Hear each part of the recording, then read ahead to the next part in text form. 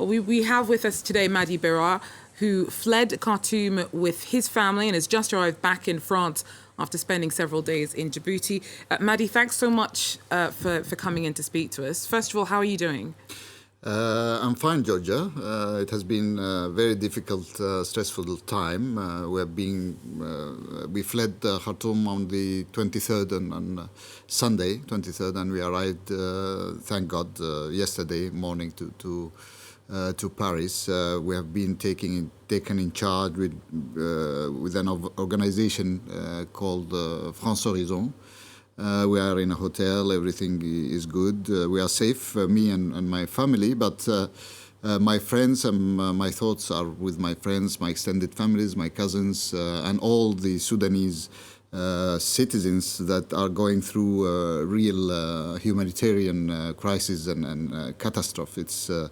It's really saddening. We are shocked. We have been taken by surprise by this outbreak. What were those days that you spent in the midst of the fighting? What were they like for you? What did you experience? It was a nightmare. We were, because I've been part of I'm part of the leadership of a political party who is one of the main parties who is leading, which are leading the political process and trying to get to a final political agreement. There were a lot of progress in this process, and we did not expect at all this sort of absurd war. Because before it all broke out, there was actually hope. Exactly. That the two sides were actually coming together, that there was some way forward to kind of civilian governance and democracy in the country. Exactly. We signed a framework agreement on December with RSF, the army and the civilians. We went forward with the process. We organized workshops concerning the main issues of peace, of dismantling the ex-regime, of the security sector reform, we were almost at the final stage of attaining a final political agreement. It was planned to be signed on the 11th of April. But unfortunately, there are other forces and other dynamics that took place, and they didn't see in this success of this political process in their interests, especially the extremists, the Islamists, who were part of the regime of General al-Bashir. So do you see this as being a clash of the clash of ideologies, as in a future for Sudan, or is it just a clash of power? Is it a power struggle? It's all of that. It's extremely a complex situation. You have centers of interest, of power, who are in constant struggle.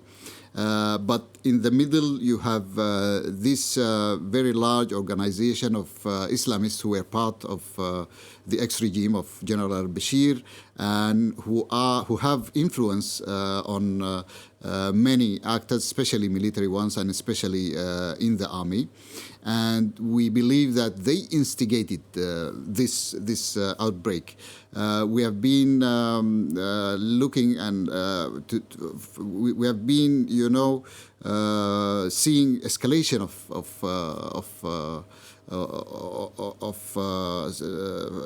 the security situation for long months.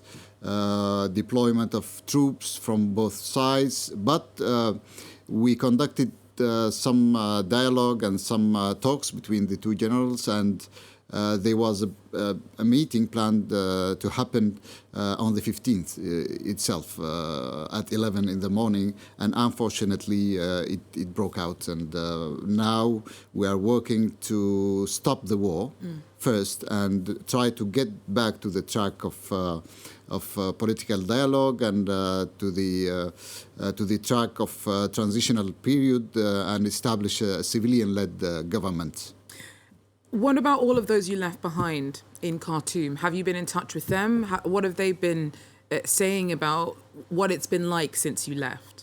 It's really, it's catastrophic. People are under stress. They have been bombed by aircrafts, war aircrafts, in a random way. RSF is mostly controlling the ground, and the army is controlling the air. So the RSF is using civilians as human shields, and the air forces are bombing in a random way, no matter what or how many civilians victims die in the streets and in the homes. The battle takes place in the streets, in the center of a city that has never gone through such a situation. This is for Khartoum. Khartoum has always been a peaceful city, joyful city, but Sudan also faced, a lot of clashes and a lot of violence through 30 or 40 years in Darfur and other places. But Khartoum was an exception, has always been an exception, until the 15th of April, of course. And what about elsewhere in the country? Because we're hearing actually on Thursday that, there have been some pretty violent clashes between the RSF and the army in Genena. Yes. When you were in Khartoum, was there an awareness about what was happening elsewhere in the country?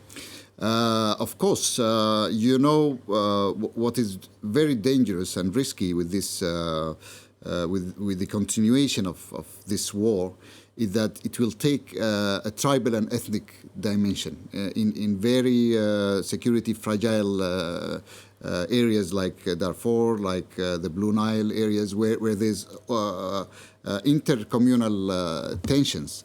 So we are now trying to stop this war at any price, because if it extends for more weeks or months, it will turn into tribal, ethnic, and maybe we will see genocides like in Rwanda, or maybe worse. And now Genena is a good example of that. It's tribes supporting each side of this conflict, but part of them supporting RSF and the others supporting the Sudanese army. So it's very dangerous. This is why we are asking the international community to make enough pressure to stop this war, and we as a civil society are working also on that. Thank you so much, Mahdi Berair. We wish you and your family the very best, and hoping as well for the best possible outcome for Sudan. Thank you, Georgia.